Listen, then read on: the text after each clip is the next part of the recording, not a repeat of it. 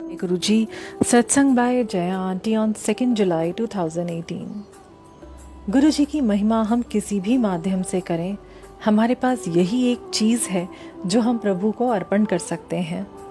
जो भी सांसारिक वस्तु हम गुरुजी के नाम से लगाते हैं, चाहे वो दरबार की सजावट हो या लंगर प्रसाद हो या किसी को दिया गया दान, गुरुजी का ही दिया हुआ हम लगाते हैं।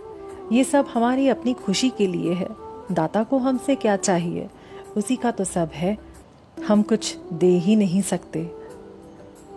जब से पोस्ट लिखना शुरू किया, गुरुजी ने एक ही बात समझाई कि यदि पोस्ट पढ़कर एक भी संगत को उसके सवाल का जवाब मिलता है, एक भी संगत को सुकून मिलता है या एक भी संगत इसे पढ़ती है, तो ये लिखना सार्थक हुआ। इसी तरह मंत्र जाप के लिए लगभग रोज ही लिखवाते हैं। कहीं एक भी संगत ने इसकी महत्ता समझ जाप शुरू किया तो इस लिखे की सार्थकता है। ये पोस्ट गुरुजी को अर्पित है। उनका बताया उनके संगत तक सही सही पहुंच पाए, ये गुरुजी देखते हैं। मेरा काम सिर्फ कीबोर्ड पर उंगलियां चलाना है। हमने भी बड़ा समय लगाया था इस बात को समझने में कि सत्संग सुनने या सुनाने से हमारा कल्याण होता है। पुरानी संगत ने बता दिया कि गुरुजी ने कहा है कि जो सत्संग सुनाए उसका भी कल्याण, जो सुने उसका भी कल्याण। सत्संग मतलब गुरुजी ने जो ब्लेसिंग्स दी उसे संगतों से शेयर करना, यानी गुरु महिमा करना। लगभग 3 साल पहले जब सत्संग के ऐसे ऑडियोज आने लगे जिसमें गुरुजी संगत के साथ होते हैं, ये संगत को दिखता है और गुरुजी जो कहते हैं उन्हें वो रिकॉर्ड करती हैं ताकि संगत तक पहुँचे। उन ऑडियोज़ को सुनने और संगत तक पहुँचाने की सेवा मिली। जिन्होंने उन ऑडियोज़ को सुना उन्हें भक्ति की एक नई दिशा मिली। ज़्यादातर को समझ कम ही आया, पर गुरुजी ने शब्दवाणी के लिए जैसा कह रखा है कि हम सुने, समझ जब आना है आ जाएगा। गुरुजी का मैसेज था कि इन सत्संग को सुनने से हमारा कल्याण होगा। किसी ने माना, किसी ने नहीं माना, पर बहुत संगतों ने बिना नागा किए उन्हें सुना। अपने घर में ही पहले पतिदेव नहीं सुनते थे, कहते ये बकवास है सब, गुरुजी ऐसा नहीं बोलते हैं। एक दिन मुझे बहुत तेज बुखार आया। पतिदेव जब लंच के लिए आए तो 104 डिग्री का तापमान था। उस दशा में उन्हें समझ नहीं आ रहा था कि क्या करें। मैंने उन्हें उन संगत के उस दिन का आया सत्संग का ऑडियो लगाने को कहा।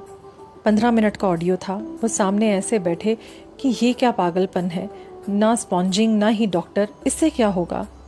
पर शांत होकर हम सत्संग सुन रहे थे और ख़त्म होने के पहले मेरा बुखार उतरना शुरू हो गया। बिना दवाई के ठीक भी हो गया।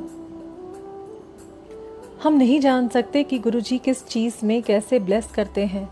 हर जगह हम बड़ी शान से सत्संग कहते रहते हैं कि चाय प्रसाद या लंगर प्रसाद की एक एक बूंद को खाना है, ये दवाई है, इसमें गुरुजी हमें ब्लेस करते हैं। गुरुजी ने कहा और हमने माना। हमारे पास कोई ऐसा मापदंड नहीं है जिससे हम इस बात को सिद्ध कर सकें। ऐसे ही गुरुजी ने कहा कि सत्संग सुनने और सुनाने से कल्याण होता है, तो हमें बस मानना है। कैसे, ये हम लॉजिक से नहीं समझ सकते। कुछ जगह प्रैक्टिकल करके मुझे गुरुजी ने दिखा दिया कि वो जो कह रहे हैं वो सच है। आगे हमारे ऊपर है कि हम माने या ना माने। दरअसल हम सभी की एक ही परेशानी है कि भगवान को हमने मूर्त रूप से अलग कभी देखा ही नहीं, वो भी मंदिर में सिंहासन पर विराजमान और आशीर्वाद देते हुए। किसी के साथ उसके घर में या रसोई में या बाहर साथ रहने की बात तो हम सोच भी नहीं सकते थे, पर वो शुरुआत थी इस बात को बताने की कि किस तरह वो हर पल हमारे साथ होते हैं। गुरुजी हमारे साथ हैं तो हमारी छोटे छोटे काम भी आसानी से होते रहते हैं और तब हम बड़े बड़े कामों पर फोकस करते हैं। जब मेहर नहीं होती है, हर छोटा काम अटकने लगता है। 5 मिनट में होने वाला काम आधा घंटा भी ले सकता है। ये हम प्रतिदिन अपने आसपास देख सकते हैं। पॉजिटिविटी ऊंची रहेगी तो चुटकियों में सारे काम हो जाते हैं, और वहीं जब नेगेटिविटी अपना खेल दिखाती है तो सब कुछ होने में देर लग जाती है। सत्संग के पहले के समय में अक्सर हम ऐसा कुछ महसूस करते हैं। वहीं ये बात भी सच है कि सत्संग शुरू होने तक सभी कुछ अपने सही समय और अवस्था में हो जाता है। गुरुजी ने कभी बताया है कि सत्संग शुरू होने के पहले ही सारी नेगेटिविटी को इन तरीकों से खत्म कर देते हैं ताकि संगत को ढेर सारी ब्लेसिंग्स मिले। आज हम इन पोस्ट्स का महत्व नहीं समझ रहे हैं। जैसे उन संगत के ऑडियो सत्संग से गुरुजी ने हमें जीने की राह सिखाई। आज भी बहुत कुछ इनके माध्यम से हमें बता रहे हैं जो हम में गहराई तक उतरती जा रही हैं। जब समय आएगा तो यह अचानक से समझ आ जाएगा। गुरुजी कई बार कहानी देते हैं लिखने के लिए। कहते हैं कि संगतों को कहानी चाहिए, चमत्कार चाहिए, तभी वो नियमित रूप से पढ़ते रहेंगे। यहाँ वही सब लिखा जाता है जो गुरुजी बतलाते हैं, या मेरा अपना अनुभव है, या किसी संगत का सत्संग या मैसेज है। ना तो किसी संगत का जिक्र होता है और ना ही जरूरत है। इस बात का हमें था ही नहीं है कि गुरुजी के कितने ही ब्लेस्ड संगत हैं जिनके बारे में हमें कुछ भी नहीं पता, ना ही उनकी ब्लेसिंग्स का स्तर हमें समझ आएगा। यहाँ उन संगत के ही सत्संग या मैसेज पहुँचते हैं जिनकी सेवा इस तरह की गुरुजी ने लगाई हुई है। जो संगत भक्ति की गहराई में उतरते जा रहे हैं वो खामोशी से अपने को दुनिया से धीरे धीरे दूर कर लेते हैं। उन्हें पता है कि असल चीज़ के वो कितने नज़दीक पहुँच चुके हैं। दुनिया इस काम में बाधा ही बनेगी। गुरुजी के ऐसे संगत गुरुजी के बहुत करीब हैं और गुरुजी के आदेश के मुताबिक संसार की चुपचाप सेवा करते हैं। कुछ ऐसे संगत भी हमारे बीच गुरुजी ने दिखाए जिनके साथ होने वाली घटनाएं अद्भुत थीं।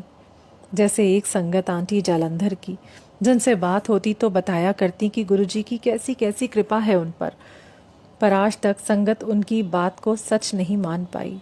उनके आंगन में आती चिड़िया मनुष्य की बोली में बोलती। उनके घर पहुंचने वाले संगत भी इसके चश्मदीद गवाह बनते।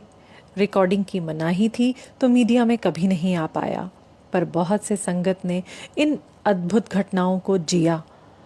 उन्हीं संगत आंटी को गुरुजी की आवाज़ सुनाई पड़ती और उसे रिकॉर्ड करने की भी आज्ञा गुरुजी ने दी थी। सारी रिकॉर्डिंग्स आंटी ने सहेज कर रखे। उस वक्त गुरुजी ने कहा था कि अभी कोई विश्वास नहीं करेगा, समय आने पर इसे पब्लिक में देना है। आज वो संगत आंटी नहीं रही। एक बार शिवलिंग और ओम से जुड़े कर्म कांड पर मुझे समझाते हुए उन्होंने जिक्र किया कि उनके घर के पूरे फर्श पर ओम बन गया था। अब ऐसा तो नहीं कर सकती कि चलना ही छोड़ दें। मालिक की उन पर असीम कृपा थी।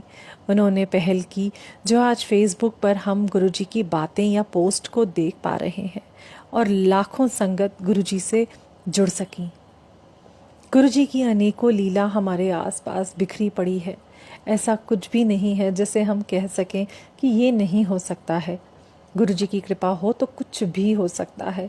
हमें शब्द वाणी में सुनवाते ही हैं कि पत्थर को पानी पर तैरा देते हैं अपने भक्त को नदी के पार पहुंचाने के लिए।